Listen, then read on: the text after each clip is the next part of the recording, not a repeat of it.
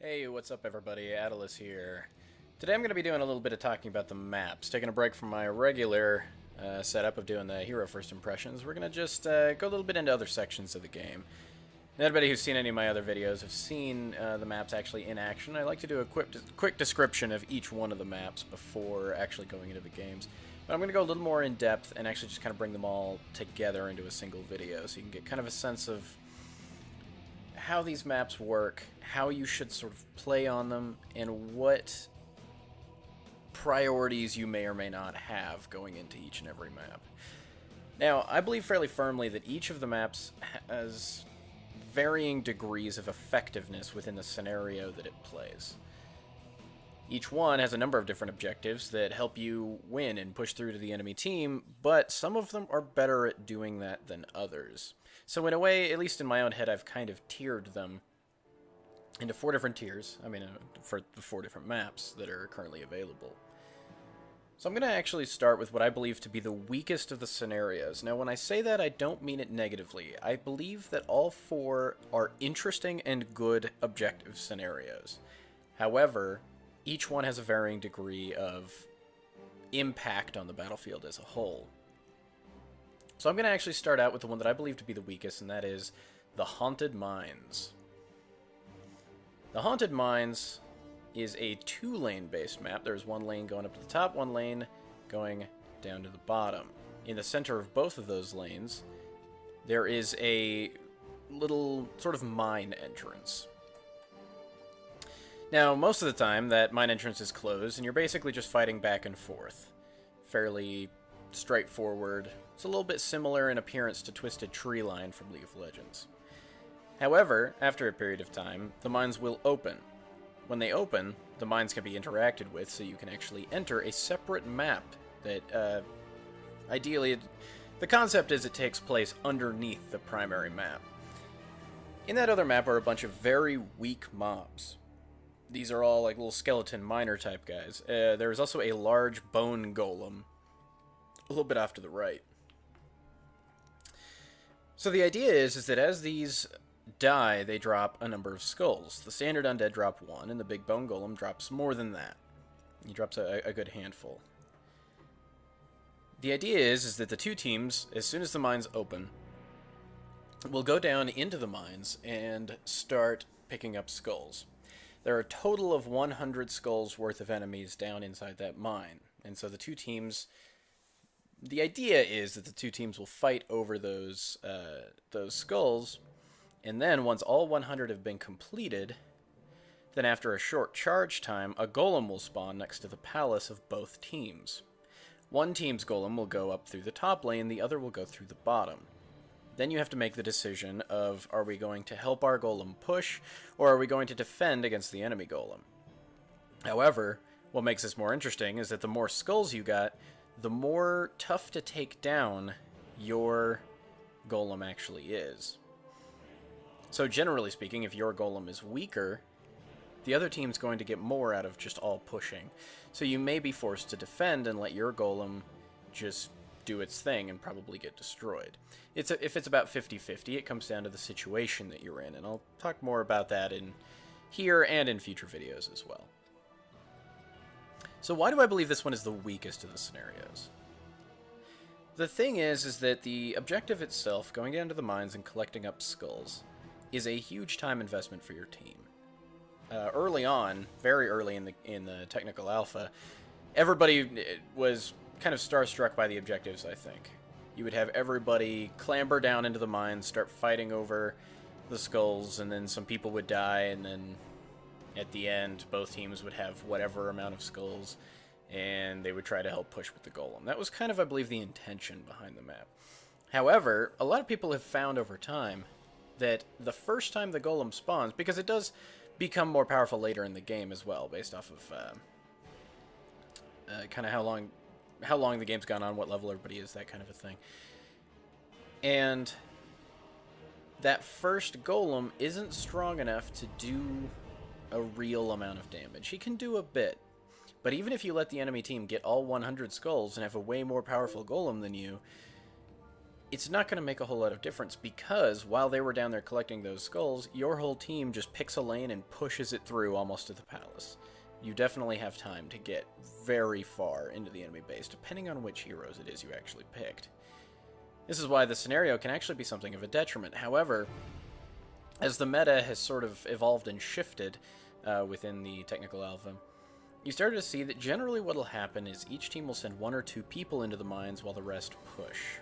Now, if you have certain characters, like maybe Raynor, Sergeant Hammer, or Gazlowe, you might actually send as many as 3 down into the mines to try to really take control of those skulls, while other people just push. This is a little bit of a PSA because currently, as you play, you'll get into a game and nobody will be on the same page. Lots of people will believe that everyone has to go into the mines, and then there's some people who believe no one should go into the mines. And this is why this map, I've noticed, especially as the meta has shifted and the objective has... As people have begun to understand a little bit more that the objective is not that big of a deal for this particular map, it's really induced a lot of rage. I think I have had more issues with just people on my team raging and lack of communication and everything like that on Haunted Mines than any other map. This is something, though, that will be kind of mitigated, especially as there gets to be a better matchmaking system. So, you know, as you kind of get better at how the map works, you're going to tend to be matched with people who also have kind of played within that meta. And that helps out quite a bit. As it is, though, it's just not that strong of a scenario. Now, that's not to say you can't win the game on this scenario. If you get a domineering control of that golem, especially if it's the 2nd or 3rd time the mines have opened, he actually does become quite powerful. And then he's a lot more difficult to take down. So, as the mines open the 2nd or even 3rd time, you may be forced as a team to allocate a little more resources into knocking that golem down. The problem is, if the other team rallies up and doesn't go into the mines at all while you're down there doing your thing, there's a good chance they'll push right through your palace. So it's an interesting one to balance. I think it's one that will be a lot better, and I believe this about heroes in general, but this is one that's going to be a lot better with a pre-made team. When you can actually communicate and decide how much are we willing to put down into the mines versus how much are we going to have actually pushing down the lanes. So it's an interesting map. It's a little bit different. But that is going to lead us up to what I believe to be the 3rd weakest of the scenarios, and that is Shire. Now, don't get me wrong when I say it's 3rd weakest. Shire, I think, is actually considerably stronger than Haunted Mines as a scenario. It's considerably more dangerous. It's also a very different kind of map. Anybody who's played League of Legends or Dota or most of the traditional MOBAs are going to recognize this map fairly quickly. While it is not diagonally oriented, it is still a fairly standard 3-lane setup on a large map that takes time to travel around. The idea of Shire is there is a sun shrine up at the top of the map and a moon shrine at the bottom. That may be reversed. It really doesn't matter. They both do the same thing. The idea is that if you put a team member near one of those shrines while no enemy is also in the shrines with them, or on that area around the shrines, then after a couple seconds you will take control of that shrine. If your team has control of both shrines, someone in the center of the map, as long as nobody's attacking them, is able to interact with a large Dragon Knight statue and actually become the Dragon Knight. The Dragon Knight is an enormous figure that does massive damage to buildings and can 1v1 any hero as long as they're not too mobile. The Dragon Knight is very slow. However, he has a huge throw ability he can do, as well as being able to breathe fire into an area and deal a considerable amount of damage. His ability to push is massive. Taking some control of it, I mean, this is one where you cannot allow the enemy team to repeatedly get the Dragon Knight. It will get your team killed. It just does so much damage. Even if your entire team is on it, working on it, he's probably going to take out the better part of one of your towns.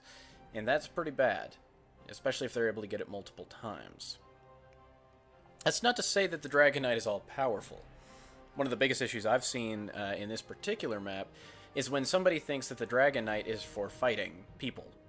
He is not. The Dragon Knight is intended to push down towers. His damage against other heroes is actually quite bad. Now, that's not to say it's not better than most heroes. He will 1v1 you if you just sit and auto-attack him. However, he has no mobility. You will never catch and kill heroes with him unless they wander up to you with no health. So, if you find yourself becoming the Dragon Knight, go for towers. Use the throw ability he has to get people off of you, throw some fire around to just kind of keep a deterrent up, and keep knocking down towers because that is your purpose. Now, once the Dragon Knight is on both a timer and, of course, you can kill it. What either one of those does is you basically become your regular hero again and are stunned for a short time. Generally speaking, as you come out of being the Dragon Knight, you will be killed by the enemy team. That is not uncommon, but not everybody has that issue. That's why a lot of the time the people you want to take control of it are people like one of the tank or warrior type classes, maybe Tyrael, maybe Elite Tauren Chieftain, anyone like that. They have escapes and they're tanky enough to handle the stun. Or there's a number of characters like, say, Illidan or Zeratul, who are highly mobile, so the moment that stun actually comes off of them, they're able to just dash away and run. The thing is, though, it's like a golf swing. With the Dragon Knight, you're going to get the most out of him if you follow through. Some people like to try to stay safe and go, well, I don't want to die, so I'm going to walk away for the last 10 seconds of the Dragon Knight timer.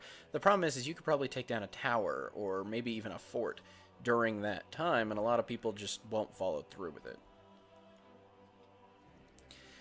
Shire is a little bit interesting as a map because this is the only one that forces your team to split up in a big way. This is a map that has its major objectives on 3 completely different parts of the map. The top center, the bottom center, and the dead center of the map. To actually take control of this one, you need to have people in at least 2 of those locations. Or at the very worst, 1, if you just decide to hold on to a single shrine. However, overall, this map is probably the one that forces your team to split up the most. So it really benefits some of the higher mobility characters, like Falstad, like Elite Tauren Chieftain, people who can get from place to place on the map very quickly. It benefits them a lot. I actually also believe this is one of the best maps in the game for Abathur. The reason for that is the mines that he can place are very interesting to help you hold down things like the forts, or stop someone from being able to get the actual dragon itself, and he also has the added benefit of being able to help anyone on the map at any time. That's why I would definitely suggest some of the really high mobility characters. This is even one where, if you're playing, say, Illidan, I would take, I believe, the ultimate ability on the Hunt that allows you the long dash over Metamorphosis, even though Metamorphosis is generally the more powerful of them. The reason being that quickly being able to turn a 1v1 into a 2v1, or a 2v2 into a 3v2, is a pretty big deal for this map, and it helps out quite a lot for your team. Now we're going to go on to what I believe to be the second best of the scenarios, as far as being the most dangerous. Now, I believe this one actually sits fairly close to Shire, but the nature of the scenario is a lot more intense. And what I'm talking about is Blackheart Bay. Blackheart Bay is very straightforward, but there's a lot of nuance to how it works. Basically, every so often a pair of chests will spawn on the map. It is 3 lanes, but the top 2 lanes are very close together. Right below the center lane is one of the chests, and right above the bottom lane is the other chest. These chests have to be attacked a good number of times to get coins out of them. Every 5 attacks will yield you 1 coin, until the chest has 3 coins left in it, in which case you will get all 3 at once. There are a total of 5 coins in both chests. So generally, the very basic concept of this map is that you're going to fight over those chests, try to get gold, and then you have to actually get together, talk to Blackheart himself, who is right in between the middle and bottom lanes, and once you've interacted with him for a short time, you'll give him your gold. After you have given him a certain amount of gold, the amount based on how many times you've done this in the past, he will actually become unavailable for a short time and begin to bombard the enemy team repeatedly. He will choose 1 or 2 of their little towns and effectively lay waste to it. Generally, he will destroy a fort completely on his own every time that you pay gold to him. The base amount starts at 10. At the beginning of the game, your team just has to get 10 gold doubloons to Blackheart himself. However, each time that you're able to get through to Blackheart, an additional 2 gold is required. So there may be a point in the game where to get him to bombard the enemy team, you have to pay him 16 gold, but the enemy team might only have to pay him 12 because they haven't used him as much. Now, there are other ways to get gold. Mercenary camps, there are, for one, 4 mercenary camps, just small, weak camps. They don't actually help you push like most of the mercenary camps do. Instead, as they die, they drop 2 gold. Also, the other mercenary camps will all drop a couple of gold. And that is 1 mercenary camp in the very top, 1 in the bottom, and 1 in different corners of the map. So basically, characters that can quickly get around and farm these camps can get more gold for your team than other characters. This is why I believe this is a really good map for Nova. It's relatively small, lets her get around. Characters like Zeratul as well, both the invisible characters, really. However, anybody who's fairly high mobility that can take down camps quickly can collect a lot of gold for the team in very short order. Now, this is a pretty big deal. Not only is being able to basically take down a fort for free at this point really good, this is a scenario in which basically by just repeatedly doing this scenario, you can outright win without ever entering the enemy base. Now, this will generally take a lot of gold. However, it is one where as soon as you've got pressure on the map and you've got the enemy team on the back foot, you want to keep them there. You want to keep them defending as much as possible while you repeatedly collect gold and feed it in to Blackheart. That's not to say you shouldn't push. If you're able to take down the entire enemy team, take down a fort. Take down something. Especially if the only thing that's left is a single fort in your enemy's palace. Because if there are no forts left on the map, and you're able to pay off Blackheart, he will bombard the enemy palace for the win. So this one kind of is an interesting blend of map control and pushing down the right targets. It's very much a opportunity target kind of a map. You want to take down what you can, but for the most part, a lot of the game's going to take place in the middle. The palace isn't quite so much the target in this one. You're really going for the objectives. This is a very powerful one in that you never have to push through and enter the enemy base to win if you can get enough gold fed into your team. Now, some characters have some very interesting interactions with this map. Probably the biggest one is Abathur. Abathur has a lot of interactions that are very odd, but he has a particularly strange one with this one. If he uses his ultimate and becomes a person on your team, one of the other heroes, and he's running around, if he collects gold, which I should note one thing, if you're holding gold and you die, you drop all the gold that you're carrying, so the enemy team can pick it up. Now, if Abathur copies another player and is picking up gold, then if he dies or when that timer runs out, that gold won't be dropped and it will actually stay on Abathur. So he has an interesting way of collecting up gold from other teams while keeping that gold fairly safe. That said, he does need to get forward and up to Blackheart to actually pay him off, but it can be an interesting way to hoard a lot of gold for a late game win. Also, characters with strong crowd control who are known for having somewhat lower damage, characters like, to an extent, Diablo, he does have a fair bit of damage, but characters even like Elite Tauren Chieftain, spec mostly into crowd control stuff, can do a lot of great things for this map, because if he's actually able to completely hold someone off of his team while they're handing in for Blackheart, it's perfectly worth it even if he dies, because that's another fort that the enemy has lost. Blackheart's Bay is a very good scenario. It's definitely one of my favorite ones. It's very high intensity, it's a very small map, but it doesn't super favor wandering around in a group of 5. So it's very skirmish heavy, and I think that keeps it very interesting. So now that's going to bring us to the most dangerous of the scenarios. The one I'm talking about here is Cursed Hollow. Cursed Hollow is a map that it looks a lot like Haunted Mines. Well, I guess somewhere between Haunted Mines and Shire. It's a 3-lane version of Haunted Mines, essentially. It's just a large map, good amount of space on it, looks a lot like, the standard Dota or League of Legends map. 3 lanes.